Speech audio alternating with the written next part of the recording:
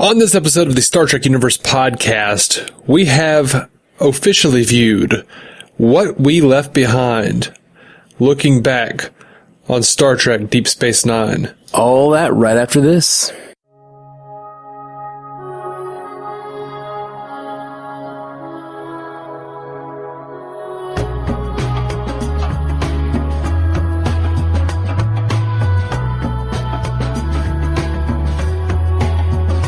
Welcome to the Star Trek Universe podcast. My name is Matthew Carroll. I'm David C. Robertson. How you doing, buddy? I am super busy. I have two jobs right now, and but you know what? I did carve out an extra night to go see this documentary that I've been excited about they've been talking about it for years and years now. Yeah, they talk about it in the documentary. How many years? Well, actually, I guess it was in the post. Did you stay for the post little interviews thing? No, man, I'm not gonna watch this extra of content that's being played on a big screen in front of me. Of course I stayed. Well, yeah, because a lot of people left, and Joel thought it was a joke, which I thought was really funny. I was with my buddy Joel, and I ran to the bathroom, and when I got to the bathroom, he was waiting on me, and I was like, "Oh, are you not gonna stay and watch the roundtable discussion?" And he was like, "Oh, no, I thought that was a joke." I was like, well, what kind of joke is that? Why would that be a joke? I don't know. I thought it was really funny. I will say that that's only a segment of that roundtable discussion, apparently. And like the whole thing is on the Blu-ray, which comes out August 6th. But, yeah. In our theater, like, pretty much everyone watched about 5 minutes of it and got up and walked out because they were just, like, going into extreme detail on, like, the remastering process for those 20 minutes of DS9 footage. Because most of what they talked about was just the remastering of the DS9 footage, which looked amazing. It looked amazing. I could hear my wife getting restless. Like, I could tell she was kind of bored with it. I was delighted and completely enthralled. I'm like, yes, let's talk. I was seriously like, could not get enough. I was like, yes, I want to hear more about scanning individual frames off of hours and hours of footage. Yes, I knew that you'd enjoy that. I enjoyed it too. I particularly, my ears really perked up when he said that it was all shot to be widescreen safe. Oh yeah. I didn't know that. Yeah. I thought specifically that DS9 was not shot to be widescreen safe, which is one of the reasons they'd never up-resed it. Also, its lack of popularity. No, well, yes, but one of the reason why they haven't done it yet is one, the TNG Blu-rays didn't sell as well as they thought they would. And DS9 is not as popular, but they're also not doing Voyager because it takes so much money. They have to completely redo the special effects because the film was bounced down to video and then all the effects were rendered in video. Right. So there's no way to upscale or like scan in those effects. Like they have to like completely redo them from scratch. Right. So, sure. And it's just not worth their money and effort because no one buys Deep Space Nine. Yeah, well, it looked great. It looked great up-res. It was really cool to see. Mm-hmm. In widescreen. It was just neat, man. I really like it. Yeah, Buffy was shot for widescreen safety as well, but Whedon puts those out in the 4:3 ratio because he feels like that's how they were intended. Huh. Interesting. Yep. But like when you watch them on Hulu or TNT or whatever, like they're in widescreen. Huh. Like for realsies. Neat. Yep. Anyway, I know too much about that shit. Not to be the same kind of boring that all of that was for all those people. Let's talk about the meat of the movie there. So this was a documentary about the making of DS9. And it was really interesting look, and it delved pretty deeply into the writing and how they just felt the impact of that show and its place in the Star Trek canon as well as its place in TV history. Mm-hmm. And one of the coolest elements is they took 5 of the writers and they broke the first episode of season 8 of DS9. It was a fantastic episode. They animated it sort of, and like storyboard animated it, and I was enthralled. Yeah, I was engrossed. I was like, Cisco, I want to see the next episode. Yeah, we got an episode, and this episode occurs in real time 20 years later from the final episode of DS9. So it's basically, a what if story. Mm-hmm. What if these writers finally got the chance to finish the story or continue the story? And man, you could tell they were feeling it too. They were, they kept talking about how, we could easily break 26 more of these. Like we have tons of story to tell. We didn't realize how much story we had to tell until we sat here and started thinking about all our old characters. Yeah. I love the part where they were just like, and then Kira, if she asked Odo, he would come back. So he comes back to investigate this. And they were like, no, don't make it Odo. Why not? Leave him wanting something. Yeah, we'll save him for another episode, and they just erased his character from the animation. That was really funny. Yeah, and one of the things I really liked about this documentary is, I know up front you said it was a making of documentary, but it really wasn't. It really wasn't a making of, and I loved that because we've seen, if you go back and look at the DVDs, they cover the making of. What I really liked is their exploration of what they left behind, what they put into the Star Trek canon, and what they put out into the world. Yeah, I guess behind the scenes might be a little, not even really that. You're right. It's more of it definitely has some behind the scenes and making of moments that I found interesting, like the fact that Jadzia, I did not know. You may have known this because you get more into the behind the scenes stuff than I do, but I didn't know that Jadzia had left because of basically contract negotiations. I did. I thought that was a writing decision to kill her off. Spoiler alert. But no, it was not. It was basically she wanted more money. They didn't want to give her more money. They gave her a deal that she didn't feel respected. She left. Yeah, I knew it was a combination of several different things contractually. Like, she didn't feel respected. I'm not even sure how much about money it was on. I knew she was tempted by the Becker money, the network money, right. As she said. Well, they say that, and I think it was more about money than, money being one part of it, sure. And she didn't feel respected, but I think that there was, whenever you're having these talks, especially in a documentary, no one's going to sit there and say, oh yeah, we didn't want to pay her more. And she's not going to say, I didn't want to come back because of the money. That would make that would make whoever said that sound like a monster. So, they just all kind of dance around that topic. And they mention it a little bit. They say she got a deal that it was a take it or leave it offer, which means they weren't going to go up. They weren't going to give her more money. And then they say that she had network offers, which network means more money. So that to me meant it was basically about money, and neither side wanted to say that, but it was basically about money. Yeah, but I wish they had gone a little deeper into that. Me too. But there's so many things I wish they went deeper into. I would watch a documentary. I mean, I would watch a 20-part documentary about each of the topics they brought up, diving into 2 hours of each of those topics. I really loved seeing this. And the only thing I didn't like about it was how surface it was, and they kind of had to move through so much. I agree. Which, when you get to the end credits, you have Nana Visitor coming out and talking to Steven Behr and saying well, what about this? And he's like, check the special features. So I am definitely getting this Blu-ray. I want to see the special features on the Trials and Tribulations, because the special features they did for Trial and Tribulations on the DVD sets was fantastic. Right. I actually missed the beginning of that Nana Visitor thing because I ran to the bathroom as soon as I wanted to run as soon as they started the credits, but then I realized they were doing that in memoriam type thing, and I felt bad. Yeah. So I was like, okay, I'm gonna wait to pee. And then as soon as that in memoriam thing was over, I was like, I'm running, and I ran out there. But I came back in the middle of the Nana Visitor talking about what they missed, things they didn't talk about. And there's so many things they didn't talk about, but man, my biggest takeaway from this whole thing is I really want to watch DS9 again. Oh yeah.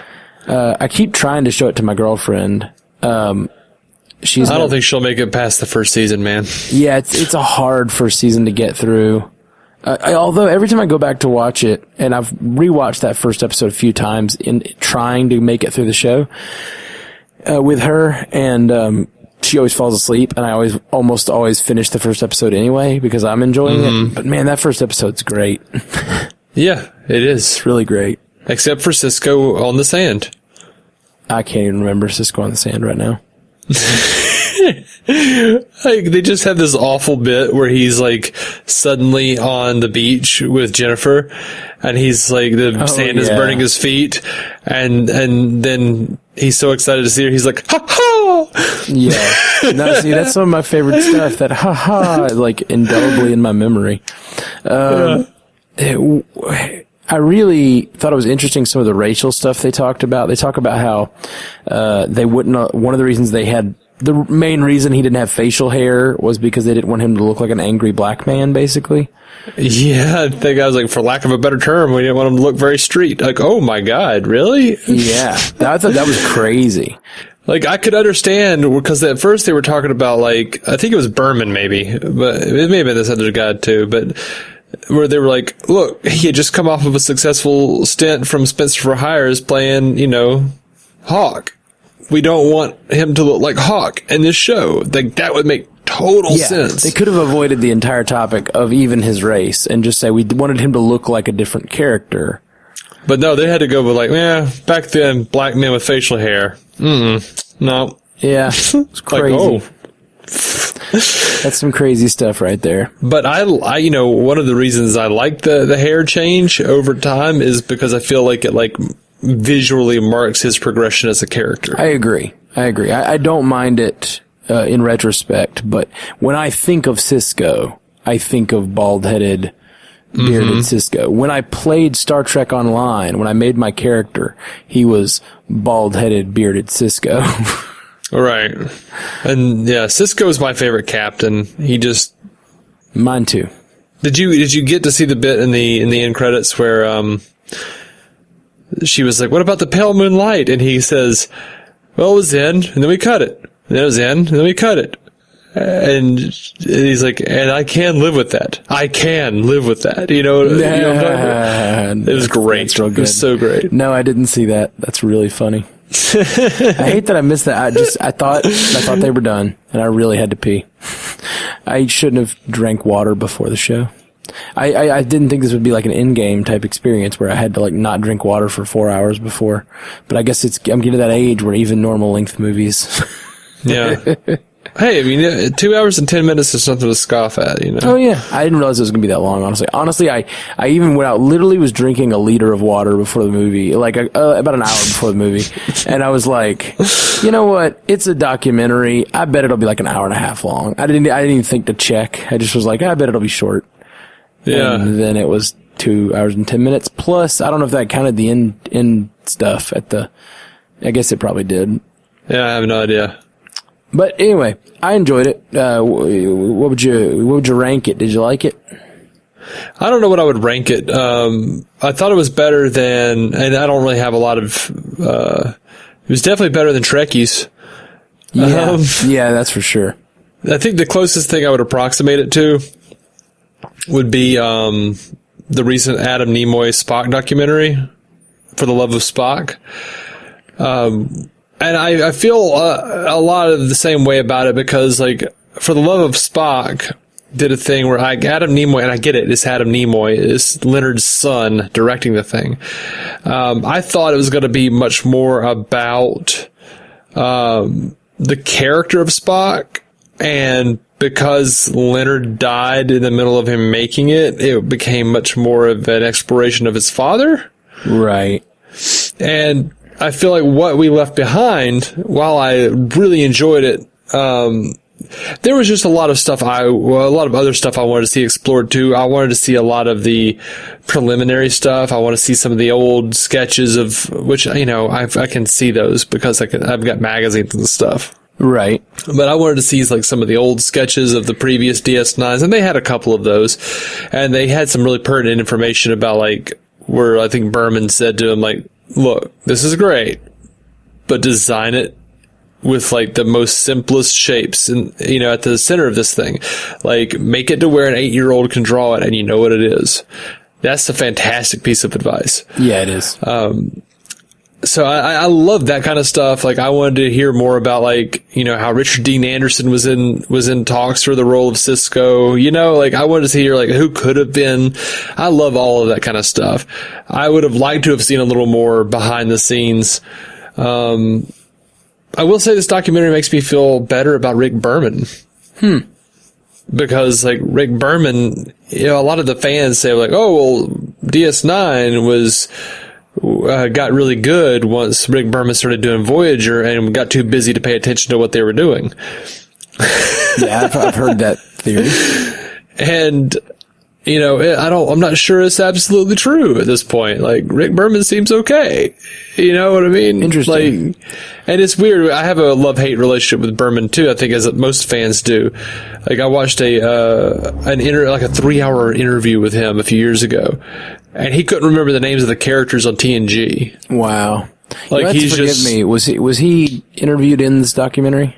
He was. Which one was he? That's. I'm sorry. I didn't catch everybody's names. He was the one who was saying Gene Roddenberry was my own symbiote, and like he's the guy that took over the franchise from Roddenberry. Like he was there with Roddenberry during TNG. When Roddenberry died, he took over. Yeah, I know. So, I knew that. I'm talking about in this movie. Sorry, I just like don't. Oh, okay. I'm fuzzy. I know who Rick Berman is as a person. I didn't know. Didn't recognize him. I don't know what he looks like, and I didn't see his name on the bottom of the screen, I guess. So I just don't remember what all he was saying. So that's why I'm a little lost when you're talking about him coming off looking better in this. I didn't catch that. Well, you know, he was the one that was talking a little bit about like how Roddenberry, like maybe he was wrong because he felt like Roddenberry was his own little symbiote, like telling him what to do from beyond the grave, and how he was like, no, we shouldn't do war because Gene was vehemently against it. And then he was like, but you know, I look at it now and I go, we got really good episodes out of that. Yeah. Well, and that's the thing, like, I don't think either thing is wrong. It sounds like Rick Berman has some self-awareness that he was wrong in some places, which is nice to hear. Yeah, it really is. But it sounds like he was the guy pushing for those things not to happen. Like I said, he was also the guy that said, hey, make this thing look like it has to be something that an 8-year-old can draw, and you know what it is. And that's fantastic. That is fantastic. And I think the thing about that is that's great marketing advice. And I mean, like, I say that, it is also a good piece of advice to make something iconic. It's a good rule of design too, just on his face, Possible. you know. If your goal is to make something iconic, that's, I guess, what I mean. Like, you know, there's a lot of things you can do for design. Some of them very complicated. Some of them, there's all kinds of ways to design something. But like, if your goal is to make a ship that is to be remembered and to be like able to, I mean, I said it twice already, but to be iconic, to be like the thing that we all remember from our childhoods, you know, like that's exactly what he's going for. And that's a marketing look, I think, in a lot of ways at what you're trying to do. Which I don't think is a bad thing. You want a certain affection for the ship or the station that you're designing, and I think there's a certain simplicity makes it sort of that way. You can have an affection for it. Some of those early designs they showed where it looked just like a lot of little pods kind of spread out, looked like a little mall in space kind of. Some of those I was just like, yeah, those aren't memorable. Those would have just felt like a floating piece of junk or whatever, you know. It didn't look beautiful, and that with the spires and everything are really inspired. That's okay. I just did a whole episode of DC on Screen with Jason where I almost made the entire episode bear puns. I like it. I'll have to listen to that one. Sounds unbearable. Yeah, we got that one. I'm sure. That's the low hanging fruit right there. I think my favorite was when I said, "Well, Jason, it sounds like you and I are polar opposites." I missed Avery Brooks. You mean not having more of him in the documentary? I feel like, because I'm almost 100% certain that the footage they got is like documentary footage from the DVD releases. That may be the thing that I took away from his interview pieces. I thought those were new interview pieces, but I may be wrong, because I don't watch everything you do. But the thing that I took away was that seemed like the only bits that they could use. Hey, have you seen William Shatner's The Captains? I think I have, or at least I've seen clips or something. And I know that Avery Brooks seems a little out there. Yeah, okay. Well, that's a really nice way of saying it. Yeah, I was trying to be nice.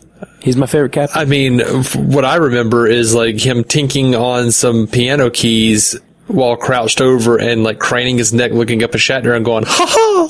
Yep. Yeah. That's nice. Yeah. And they kept saying he's like a jazz musician. I can't remember what he said to somebody. He said something you dig or something. I don't know. I really liked his advice. Like somebody was stuttering over a line. I think it was the guy who plays DeMar was stuttering over a line. He just like walked up to the guy and said, "Glide, dig."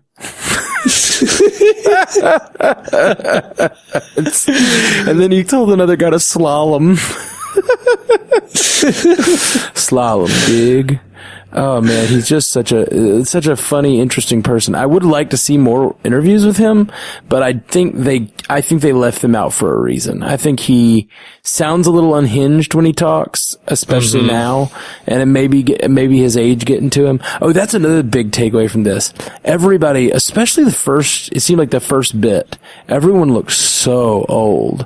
I don't know. I guess it just didn't register with me. Like the one thing that I just thought was like, it was funny because my wife had a similar reaction, which was like, "Wow, Nana Visitor is still really banging, dude. She's still hot." Yeah. Oh yeah. None of it. I think all the females aged well. Yeah. Like all of the men aged poorly. All of the females sort of aged well. When we saw Terry Farrell for the first time on screen, which I've seen her a lot recently because she actually married Adam Nimoy in real life. Weird. Yeah, but as soon as we see Terry pop up, my wife leans over and goes, "She's still so pretty." Yeah. Yeah, they're all gorgeous. And that's part and parcel to the whole thing about Hollywood and women. They're valued much more for their looks, and so that's the other thing. Like, I was thinking about her as Jadzia trying to decide whether to take that job or not, whether to leave the show or not. And there's probably part of her is just like, she at that point was probably in her late 20s.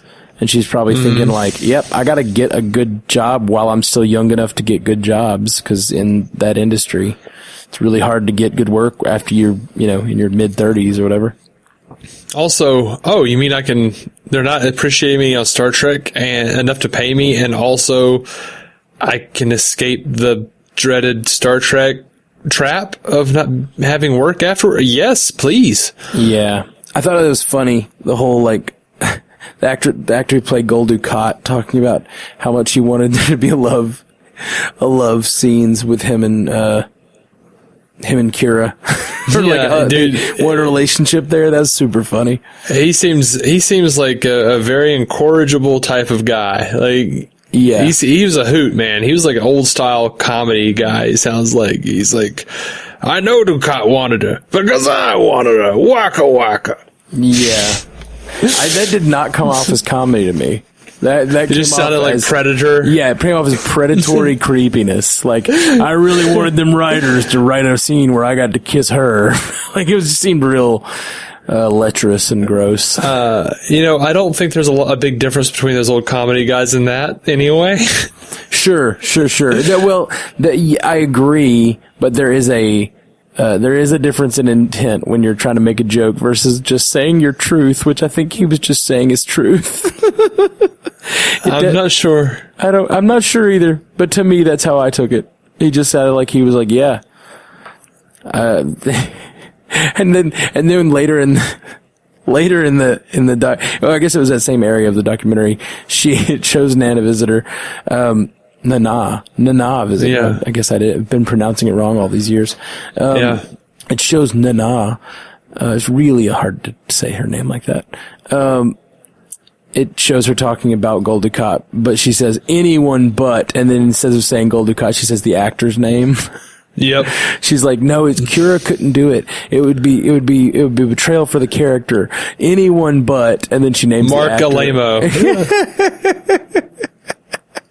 Or Alamo, whatever his name is. Yeah, that was really funny. And then they made me I wonder if she'll be upset at the fact that they put her saying that, because then they have her she says, here, I'll re-say that, so I'll say it right. And then she says Gul Dukat. Uh-huh. That was real good. Yeah, that was great. I enjoyed all their reactions to Worf coming on. Yeah, that was interesting. Some of them were like, you bastard, or whatever. Yeah, none of them, they were all very clear they didn't have a problem with Michael Dorn, but yeah, the producers forcing Worf onto the show. This is all back behind the scenes stuff that I didn't know when I was a kid watching this show at all. It didn't dawn on me that they were bringing Worf on because he was a popular TNG character, and so they wanted to, spike the ratings. Makes total sense now, but that's not how I thought when I was, whatever. 16, 15. I guess it was like 15 when that happened. But yeah, I remember my aunt's friend Alicia was a big Buffy and Xena fan. Mm-hmm. And I was never that big into Xena. But Xena was killing DS9 in the ratings. So she would let me know that DS9 was not doing very well in the ratings. And I had started keeping up with it because I was worried about Deep Space Nine getting canceled. And then Worf was introduced, and I was like, oh, that's why. Yeah. So I was very aware of it. That's funny. That's just not, I was not, I honestly, I probably wasn't even thinking about it at that point. No. I didn't mind, though. Yeah, no, me neither. I like him a lot. Worf makes a good show better. Yeah, for sure. I loved, I guess you could say his name, Colum. I learned many things about these people. Colum Meaney, Chief O'Brien. He's like, I'm sitting there getting me with a wee bit of powder. and Dorn is going, you bastard. Yeah, that was really great. I would have loved to have heard more from him. Apparently Cole Meaney would, complain about his 5 minutes in the makeup chair while Michael Dorn is sitting for hours. It was real good. I recommend it for sure. If you're a DS9 fan particularly, it's very much a love letter to DS9. That's very much what they're doing. They're not even trying to be let's analyze, it's a fan film. It's made by the producers about how much of a fan of their own work they are. Sort of. I feel like it was also a little bit, well, actually, they talked about it after the credits. They introduced the producers who had come forward and said, hey, we want to do a DS9 documentary.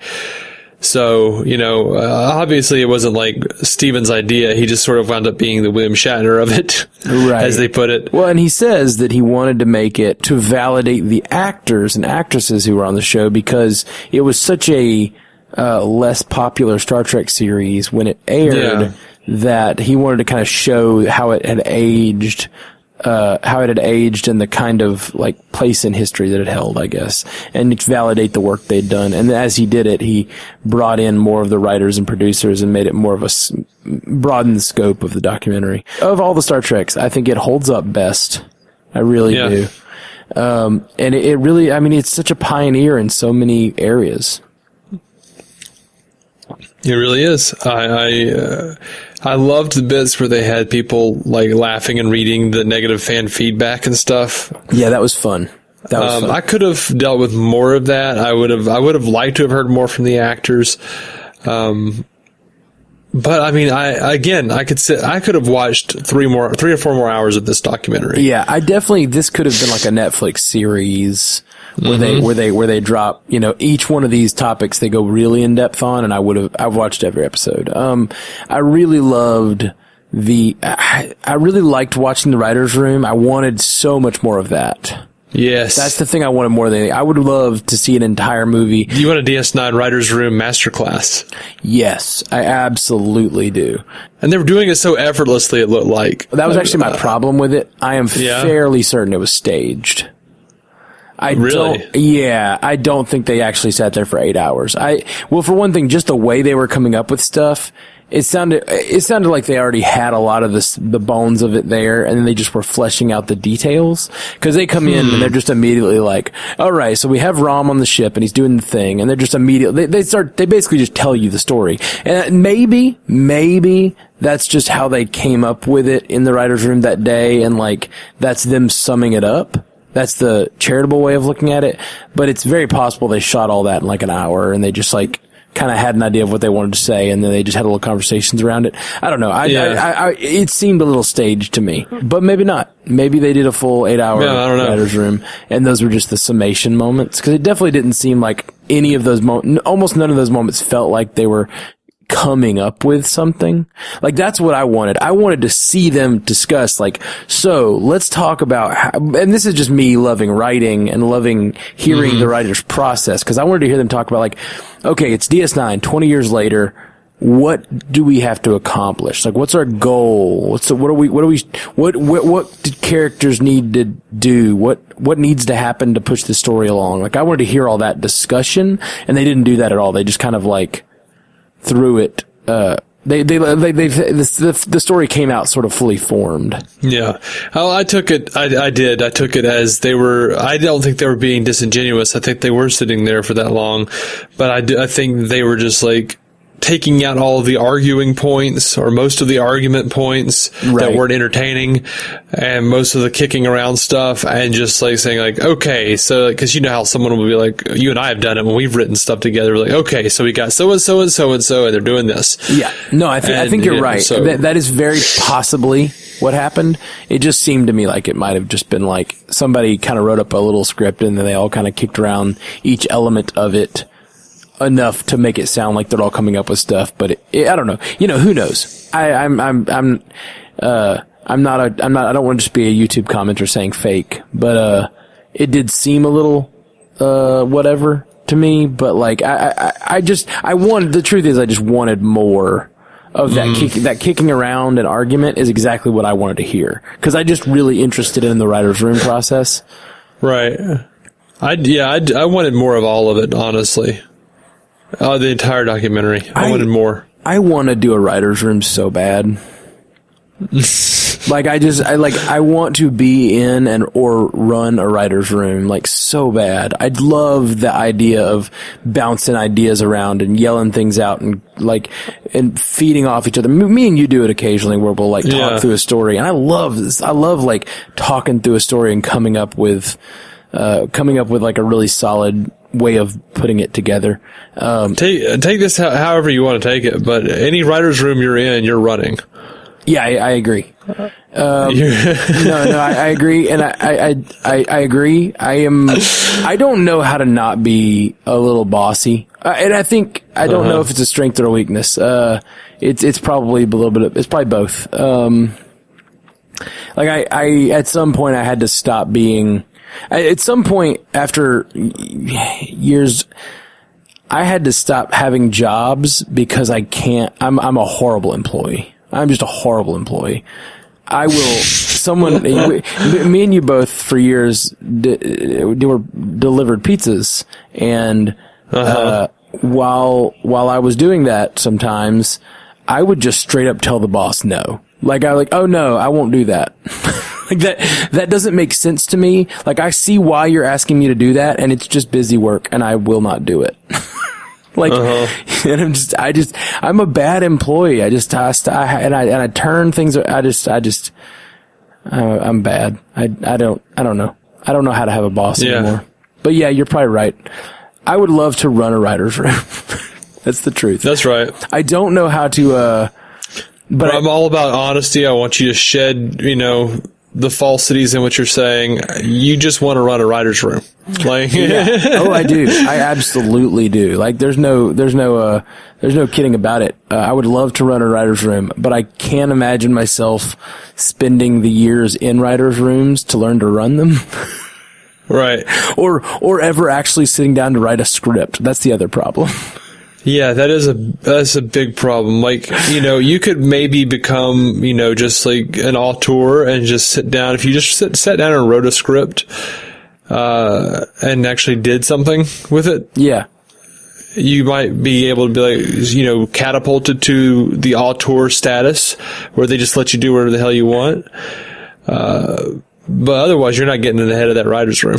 No, there's no way. I'll never accomplish that because I'll never sit down to actually write something. That's my problem. It's my problem, but it's also every time I start to sit down to actually write something, I did a couple weeks ago. I had a few movie ideas and things pop into my head, and I actually sat down and did some story circle work where I was like trying to come up with the story beats of some things and try to work on them. And then I just and then I go, wait, what are you doing? You need to work on music. Music is what you have devoted years and years of your life to. Like, stop spending 3 days writing a story and go and finish this music that you need to be doing. Like, I sometimes dive into something I shouldn't. Well, yes and no. I don't remember his name. There was some guy who specifically writes. He studied music for years, and then realized he had a love for narrative. But the way he writes is somehow inspired musically, the rhythms of the words. I can't explain it because I'm not a music person. I think that's definitely possible. And who knows, maybe I will make that transition and do some stuff someday. I would love to. But honestly, I would love to run a writer's room where someone else was doing the actual writing, and I was just I really like thinking about what beats should happen in a story. Mm-hmm. I love that's exactly why I wanted him to slow down and listen more to those writing room conversations. I love coming up with the overarching points and the character movements and what certain actions mean to certain characters and all that. But then the actual sitting down to write the thing and deciding what words go where, I'm not interested in that at all.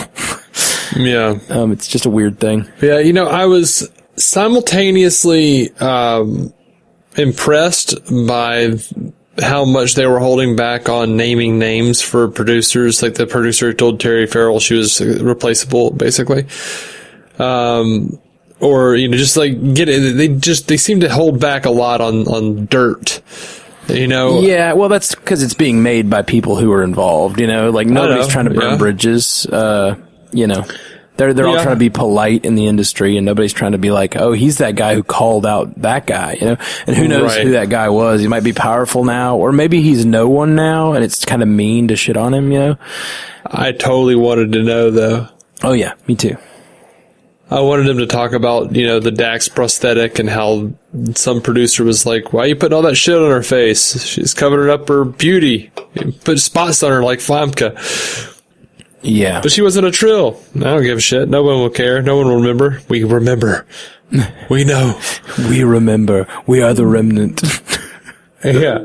I don't want to say, I don't want to keep pointing out stuff that the documentary didn't have that I wanted, because I could have, like I said, I could have sat here for 5 hours and watched this thing.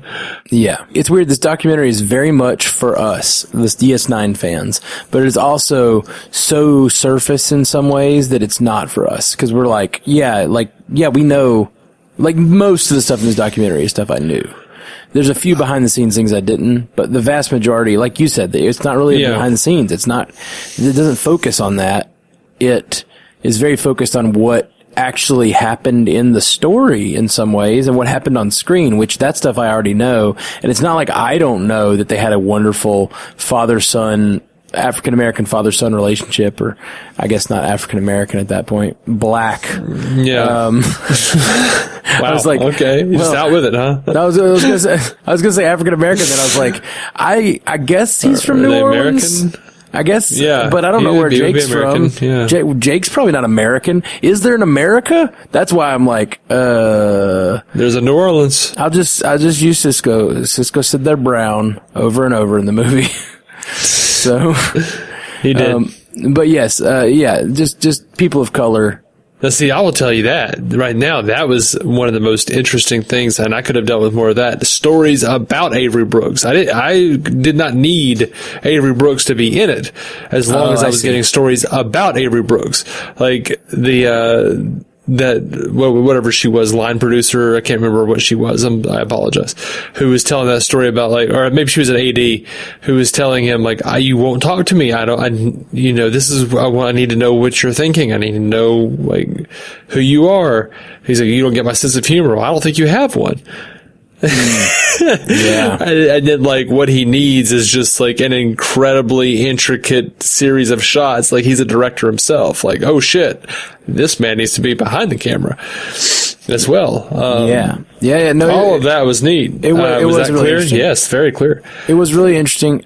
I totally with you. I would love to hear more about Avery Brooks too. There really is nothing in this documentary that I don't want to know more about. There's almost nothing in there that I don't need to know more about.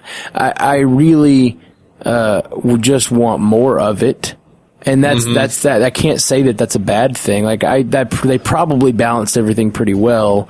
If I'm sitting here going, yeah, there's not really a section I would take out to put in more of another thing. It was all interesting to me. And again, the little thing after, the little round table thing after, they was saying that they could have cut that probably. Well, I don't think that was actually part of it. It's not. I'm just teasing. It was a snippet of the roundtable discussion and the special features. But in that segment, he was talking about, like, it took them 3 years to get to to figure out what the documentary was. I would argue they still didn't, because it's kind of about the actors, kind of about the writers, kind of about the producers, and you could tell that those things are sort of like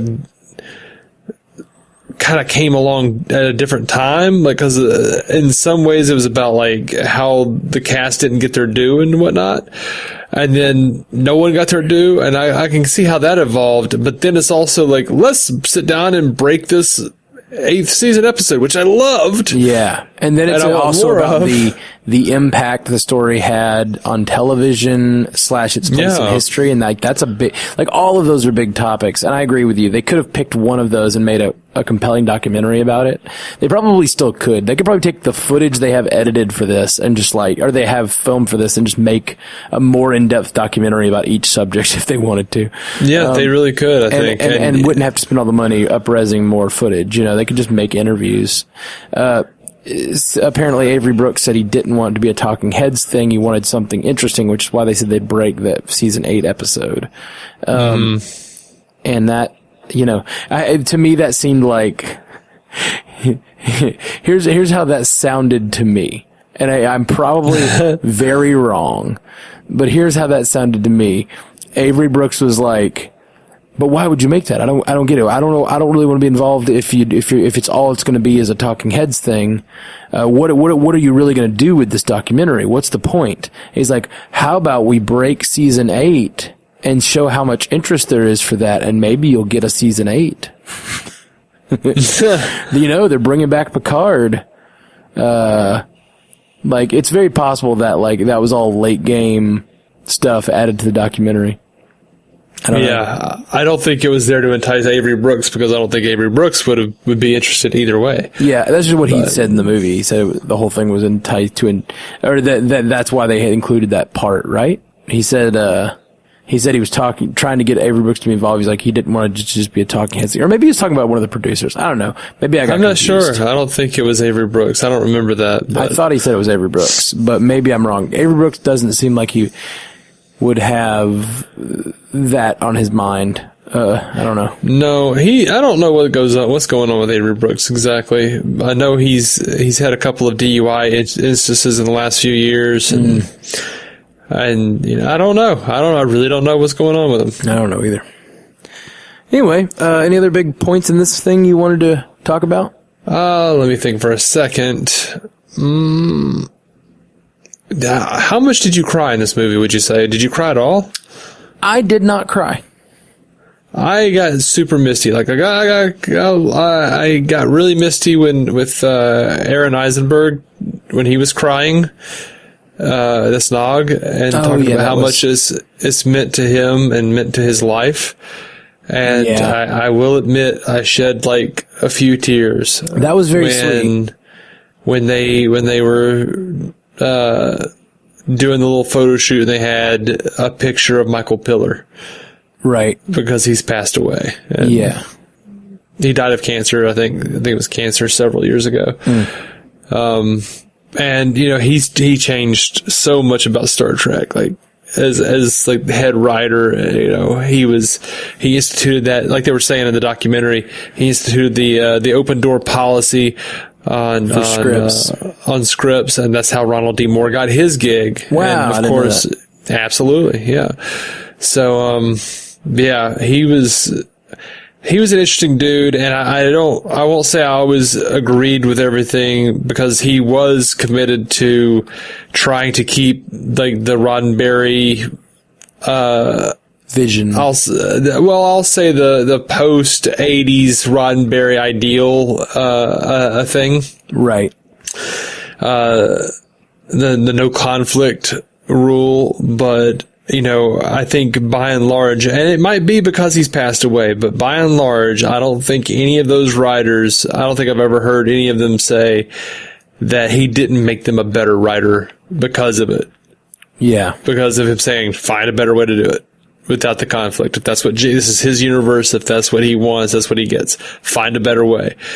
I don't necessarily agree with it, but I do think that, he had an interesting way of handling it himself. So he was a head writer on DS9 for how long?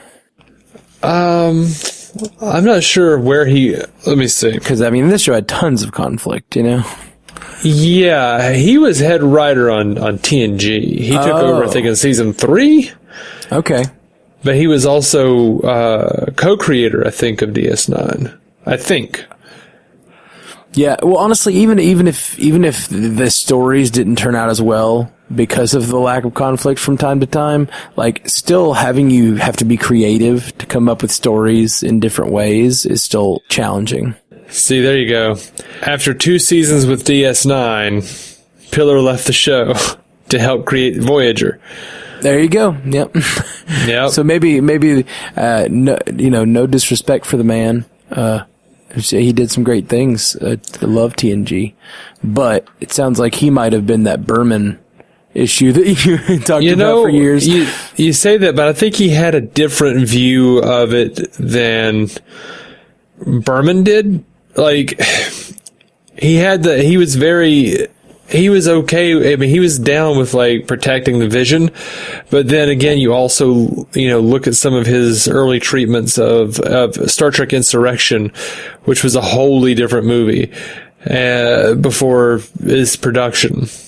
Yeah. And, he had started writing a book called Fade In years and years ago before he died. He never finished it, but someone leaked it and I've read it. I have it, but, because that's who I am.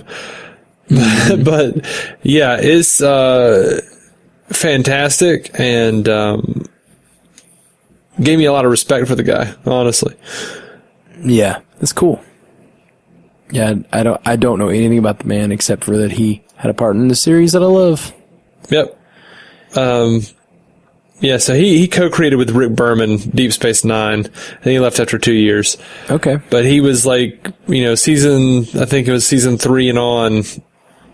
He was supposed to leave at the end of season 3, and then was asked to come back for another year, and he basically became, I think, head writer of TNG, which is basically when that show started getting really good. Right. Yeah, the later seasons of TNG are great. That about wraps up my thoughts on this movie. You should definitely check it out if you're a DS9 fan. Absolutely. You really should. Yeah. It's a great movie. You didn't get a poster, did you? I did not get a poster. All right. So there were posters in our theater, the theater that me and Bethany went to. And we got our posters, and then I got posters for my sister. Because here's the thing: the posters are 11 by 17 inches. On one side is like the gotta be the Blu-ray art of like Steven Behr, with his big purple goatee, with his hands out like cupping DS9 as if he were some sort of god.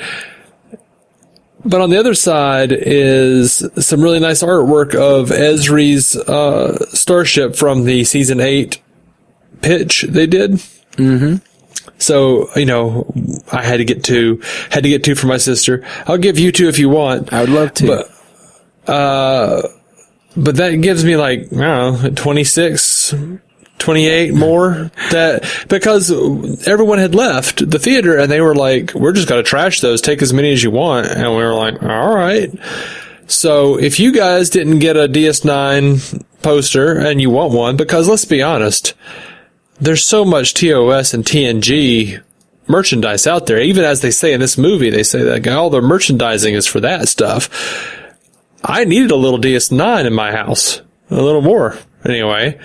So if if you want it, I'll send it to you. Let me know. Drop me a line. You can davidcrobertson@gmail.com. I'm on Twitter at davidcrobertson or Star Trek UCast. At Star Trek UCast@gmail.com. Let us know. We'll get you a poster or 2 out, man. Yeah, that's super cool. Super cool of you to grab all that, Dave. So yeah, y'all send us a message. We'll send you a poster. Yeah, that's pretty awesome. Woo! I might throw something else in. Wink. Ooh, might throw something else in. I don't know. I said might. It's not a promise. No, it's not. He means his kisses. He'll kiss it for you. You'll get a wet poster and I will have licked it. I licked your poster. That's right. That's right, folks. You'll get a licked poster from David C. Robertson. I like it. That's weird.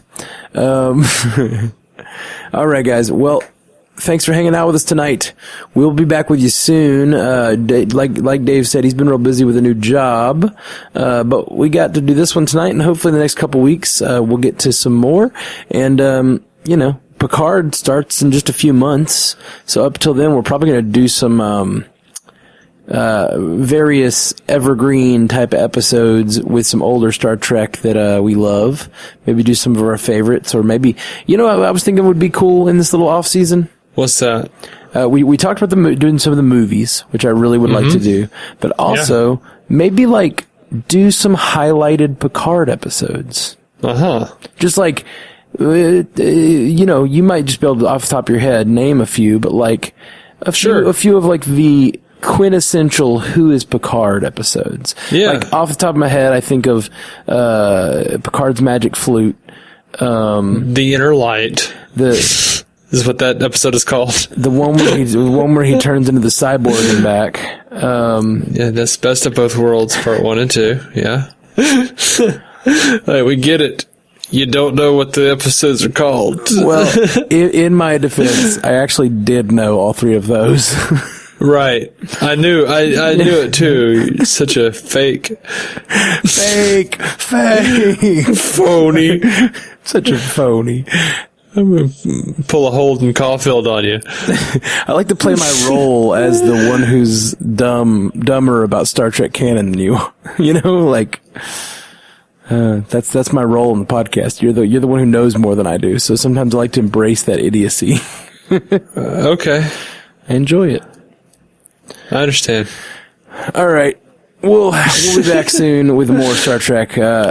Peace. Live long and prosper. Hey guys, this is Dave popping back in before the end credits here. In reference to the Terry Farrell situation and why she left the show. I did a little digging, and this is what I found via Memory Alpha. There were many rumors as to why Farrell left Deep Space Nine. Some believe she wanted more money. There were differences with producers, or she had arguments with fellow cast members. In the 50-year mission, The Next 25 Years, which is a book that I have been planning to read for a long time, by Mark A. Altman and Edward Gross, Farrell revealed she had had enough of Berman, whom she described as a misogynist who regularly criticized her appearance. When her contract ended, she wanted to do less episodes, but he refused. Quote, basically, he was trying to bully me into saying yes. That's to another season, by the way. He was convinced that my cards were going to fold, and I was going to sign up. He had another producer come up to me and say, if you weren't here, you know you'd be working at Kmart. I was like, what the hell are you talking about? I had a career before this. Why the hell would I be working at Kmart? Who are you? Just to be jerky, he'd call me in my trailer. Have you been thinking about it yet? Are you going to sign? Like right before I had a scene. It was that kind of thing. Rick Berman said I was hardballing him, and I was like, I'm not. I just want to have a conversation. You're giving me a take it or leave it offer, and I'm not okay with that. So I finally did have a conversation with him, and I asked to cut down my number of episodes or just let me out.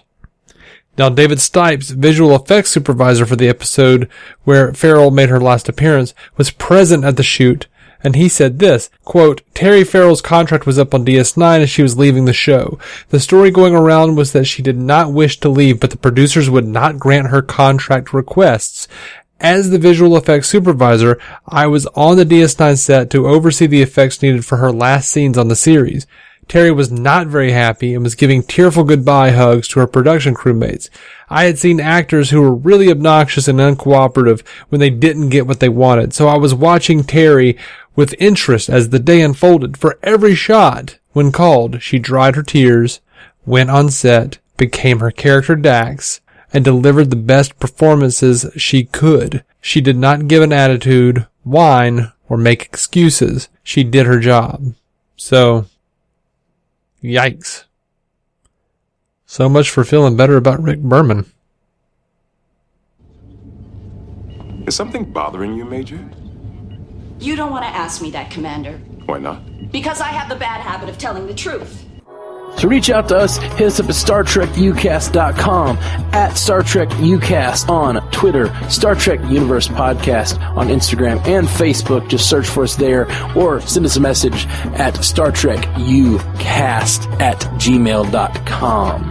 If you'd like to hear more from David C. Robertson, check out the DC On Screen podcast or maladjusted.tv. And if you want to hear more from Matthew Carroll, that's me, check out the Marvel Cinematic Universe podcast, or go listen to my music at MatthewCarrollmusic.com or anywhere you get music.